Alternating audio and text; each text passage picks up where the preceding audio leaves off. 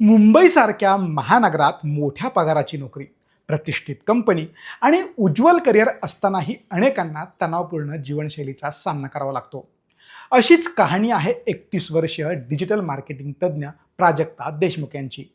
Bite dance, InMobi आणि Amazon सारख्या जागतिक कंपन्यांमध्ये काम केलेल्या प्राजक्ता यांनी वार्षिक 30 ते 35 लाख रुपयांच्या पगाराची नोकरी सोडून नाशिकमध्ये नवीन आयुष्याची सुरुवात केली आहे. आज त्या स्वतःचा व्यवसाय चालवत आहे आणि कमी उत्पन्न असूनही अधिक बचत, चांगले आरोग्य आणि मानसिक समाधान मिळवत आहेत. नक्की काय घडलं होतं? एवढ्या मोठ्या पगाराची नोकरी त्यांनी का सोडली? जाणून घेण्यासाठी हा व्हिडिओ शेवटपर्यंत नक्की पहा. अभियांत्रिकीपासून डिजिटल मार्केटिंग पर्यंतचा प्रवास. पुण्यातून संगणक अभियांत्रिकीचे शिक्षण पूर्ण केल्यानंतर प्राजक्ता यांनी पारंपरिक सॉफ्टवेअर क्षेत्रात करिअर करण्याऐवजी डिजिटल मार्केटिंगची वाट निवडली. महाविद्यालयीन काळात त्यांनी खाद्यपदार्थांवर आधारित सोशल मीडियावरील एक समुदाय तयार केला होता. त्यातून मिळालेल्या अनुभवाच्या जोरावर त्यांनी एका नामांकित डिजिटल मार्केटिंग संस्थेत नोकरी मिळवली. काही वर्षातच त्यांनी कनिष्ठ पदापासून संघ व्यवस्थापनापर्यंत मजल मारली.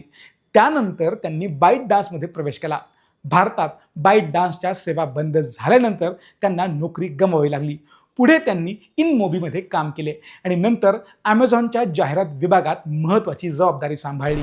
मुंबईतील धावपळीचे जीवन थकवणारे.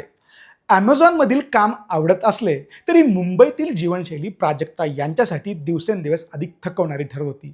त्यांचे आईवडील छत्रपती संभाजीनगरमध्ये राहत होते, तर पती नाशिकमध्ये होते. कंपनीच्या संमिश्र कार्यपद्धतीमुळे त्यांना वारंवार मुंबई नाशिक प्रवास करावा लागत असे. सुरुवातीला आठवड्यात 2 दिवस कार्यालयात उपस्थिती बंधनकारक होती. नंतर 3 दिवस आणि अखेरीस 5 दिवसांपर्यंत ती वाढली. रविवारी संध्याकाळी मुंबईला जाऊन आठवडाभर काम करून पुन्हा घरी परतण्याची वेळ त्यांच्यावर येत होती. लग्नानंतर कुटुंबीय जबाबदाऱ्या वाढल्या आणि हा सततचा प्रवास मानसिक व शारीरिकदृष्ट्या त्रासदायक ठरू लागला. सण, समारंभ आणि कौटुंबिक कार्यक्रमांसाठी वारंवार रजा घ्यावी लागत होती. त्यामुळे कुटुंबासोबत वेळ घालवणे आणि भविष्यातील प्रवासासाठी रजा राखून ठेवणे यामध्ये निवड करावी लागत होती. दरमहा 65,000 रुपयांच्या भाड्याचा प्रश्न. प्रवासाचा त्रास कमी करण्यासाठी प्राजक्ता आणि त्यांच्या पतीने कार्यालयाजवळ एक छोटा फ्लॅट भाड्याने घेतला होता. त्या घराचे मासिक भाडे सुमारे 65,000 रुपये होते.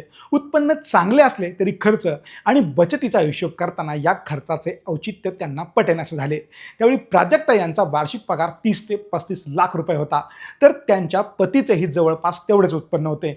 दोघांचे मिळून वार्षिक उत्पन्न सुमारे 60 ते 65 लाख रुपये होते. भविष्यात मुलं झाल्यानंतर मोठ्या घराची गरज भासेल आणि त्यासाठी मुंबईतील खर्च आणखी वाढेल याची जाणीव त्यांना झाली. मित्रमैत्रिणींच्या अनुभवांमधूनही महानगरातील वाढत्या खर्चाचे वास्तव त्यांच्या लक्षात आले. कमी उत्पन्न पण जास्त बचत. अखेरीस त्यांनी नाशिकला स्थलांतर करण्याचा निर्णय घेतला. या निर्णयामुळे त्यांच्या एकूण उत्पन्नात घट झाली. सध्या त्या आणि त्यांचे पती मिळून सुमारे 40 लाख रुपये वार्षिक कमवतात.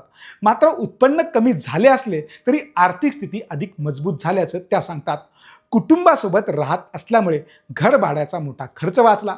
किराणा, घर खर्च आणि इतर खर्चात सहभाग असला तरी मुंबईच्या तुलनेत एकूण खर्च निम्म्याहून कमी झाला. यामुळे उत्पन्न कमी असूनही बचत वाढली आहे. मुंबईत असताना गुंतवणुकीकडे फारसे लक्ष देता येत नव्हते.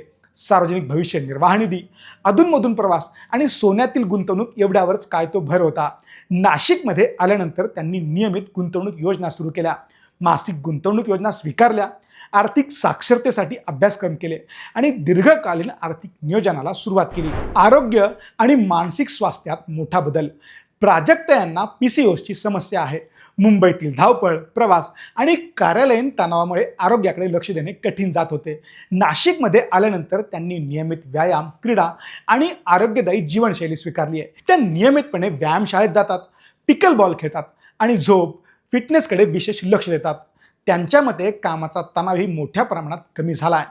ॲमेझॉनमध्ये काम करताना ग्राहकांच्या अपेक्षा, कामगिरीचे मूल्यमापन, पदोन्नती, संघटनात्मक बदल आणि कर्मचारी कपातीची भीती यामुळे सतत मानसिक दबाव जाणवत असे. पदोन्नतीसाठी प्रयत्न करूनही ती वारंवार पुढे ढकलली जात होती. या तणावामुळे काही वेळा त्या इतक्या अस्वस्थ होत्या की कार्यालयातील स्वच्छतागृहात जाऊन त्या रडत बसत असत. स्वतःचा व्यवसाय आणि नव्या आयुष्याची सुरुवात. प्राजक्ता यांनी नोकरी सोडताना कोणताही सविस्तर आराखडा तयार केला नव्हता. प्रत्यक्षात त्यांनी अपेक्षेपेक्षा जवळपास 1 वर्ष आधीच राजीनामा दिला. काही काळ विश्रांती घेतल्यानंतर त्यांनी एका व्यावसायिक सहकाऱ्यासोबत डिजिटल मार्केटिंग क्षेत्रातील स्वतःचा व्यवसाय सुरू केला. काही महिन्यातच त्यांना पहिले ग्राहक मिळाले आणि गेल्या 8 महिन्यांपासून हा व्यवसाय त्या यशस्वीपणे सांभाळत आहे. या बदलामुळे त्यांना कुटुंबासाठी अधिक वेळ देता आला. लग्नानंतर प्रथमच त्यांनी आई वडिलांसोबत दीर्घकाळ घालवला. कौटुंबिक कार्यक्रमांमध्ये मुक्तपणे सहभागी झाल्या आणि सासरच्या नव्या घराच्या बांधकामातही लक्ष घालू शकल्या. कमी कमाई म्हणजे कमी आयुष्य असं नाही. प्राजक्ता देशमुख यांच्या मते मोठा मासिक पगार गमावण्याची भीती अनेकांना बदल करण्यापासून रोखत असते. मात्र आर्थिक उद्दिष्टे स्पष्ट असतील तर वेगळे निर्णय घेणे शक्य होते.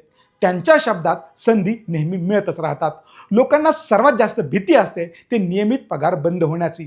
पण आर्थिक नियोजन स्पष्ट असेल तर आयुष्यात वेगळे मार्ग निवडता येतात. मुंबई सोडून नाशिकमध्ये स्थायिक झाल्यानंतर प्राजक्ता यांना एक महत्त्वाचा धडा मिळाला. अधिक पैसे कमावणे आणि अधिक समाधानाने जगणे या 2 वेगळ्या गोष्टी आहेत. कधीकधी कमी उत्पन्नातही अधिक आनंद, जास्त बचत आणि उत्तम जीवनमान मिळू शकते. ही स्टोरी तुम्हाला कशी वाटली?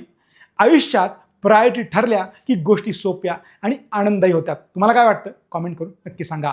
सोशल मीडियाच्या भाऊ गर्दीत विश्वासार्हतेने चकाकणारे नाव म्हणजे लेट्सअप मराठी. सगळ्यांना, सगळ्या नागरिकांना ती स्पीच, ती लेट्सअप वरील मुलाखती म्हणजे विचारांचा खजिना. त्यानंतरच्या निवडणुकीमध्ये मला सोडून गेले. बातम्या केवळ वस्तुस्थिती सांगणाऱ्या, न प्रोपगंडा, फक्त जनतेचा अजेंडा.